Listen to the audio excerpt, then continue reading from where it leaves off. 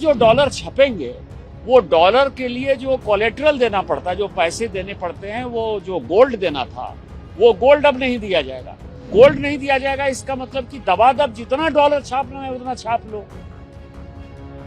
इसके बाद जो है इतनी कमजोर सरकार थी, क्योंकि चाइना युद्ध में नेहरू जी को जो है साथ चाहिए था, उन्होंने अमेरिका के कहने पर तिब्बत पे आक्रमण किया था।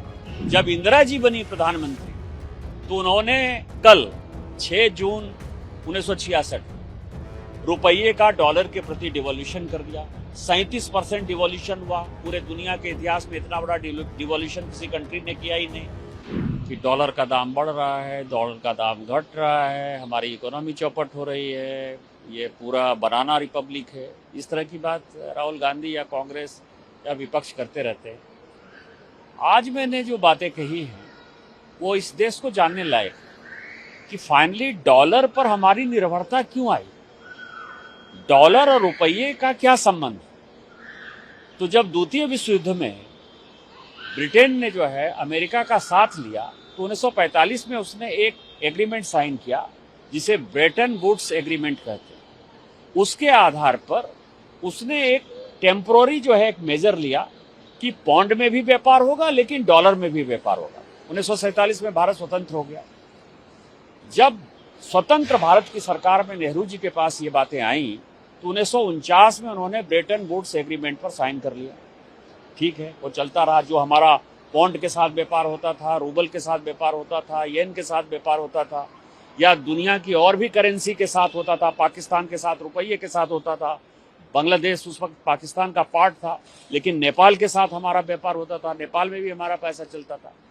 लेकिन बैलेंस ऑफ पेमेंट के लिए या व्यापार करने के लिए, इंपोर्ट एक्सपोर्ट के लिए फाइनली हमने 1949 में एग्रीमेंट साइन कर लिया नेहरू ने।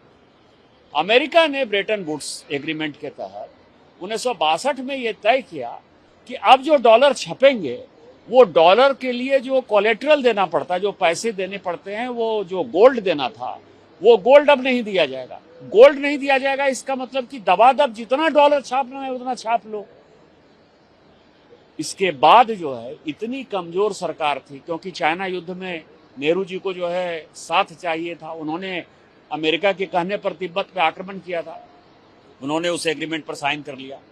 जब इंदिरा जी बनी प्रधानमंत्री तो उन्होंने कल 6 जून 1966 रुपये का डॉलर के प्रति डिवॉल्यूशन कर दिया। 37% डिवॉल्यूशन हुआ। पूरे दुनिया के इतिहास में इतना बड़ा डिवॉल्यूशन किसी कंट्री ने किया ही नहीं। जैसे लगा कि खत्म हो गया।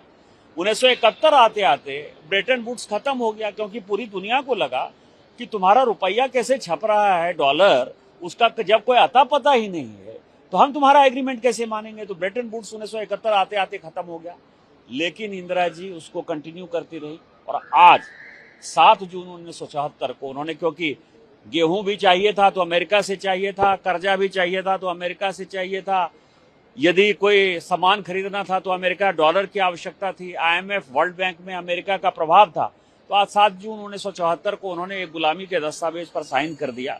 और मुझे लगता है कि कांग्रेस पार्टी को ये जवाब देना चाहिए कि फाइनली इस देश को आपने मूर्ख क्यों बनाया और डॉलर के साथ आपने भारत के भाग्य को क्यों जोड़ा, जिसके कारण कि आज डॉलर का ऊपर चढ़ना और उतरना भारत के लिए खतरनाक होता है और इसके जिम्मेवार आप।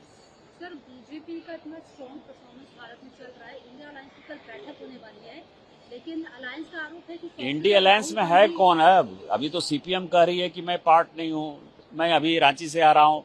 झारखंड मुक्ति मोर्चा कह रही है कि हम दूसरा कैंडिडेट देंगे। DMK जो है वो अलग सीट पर बैठ गई। तृणमूल कांग्रेस का आता पता नहीं है।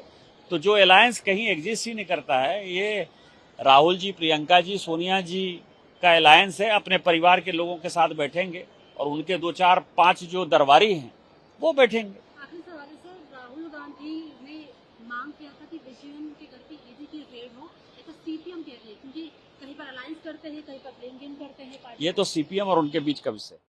अगर आप ये वीडियो YouTube पर देख रहे हैं तो हमारे चैनल को सब्सक्राइब कर बेल आइकन दबाएं और Facebook पर देख रहे हैं तो हमारे पेज को लाइक करें।